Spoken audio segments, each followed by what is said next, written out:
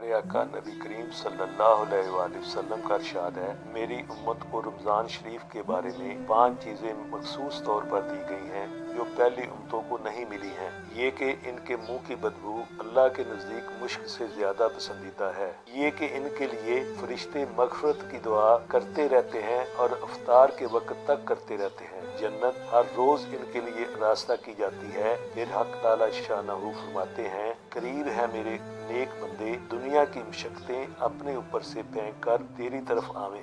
इस मुबारक महीने में सरकश शयातीन कैद कर दिए जाते हैं कि वो रमज़ान में इन बुराइयों की तरफ नहीं पहुंच सकते जिनकी तरफ गैर रमज़ान में पहुंच सकते हैं। रमज़ान की आखिरी रात में रोज़ादारों के लिए मग़फ़िरत की दुआ की जाती है। सहाबा किराम ने अर्ज़ किया, या रसूल अल्लाह, ये शब मग़फ़िरत शब कदर है? फरमाया नहीं, बल्कि दस्तूर ये है कि मजदूर का काम खत्म होने के वक्त मजदूरी दे दी जाती है।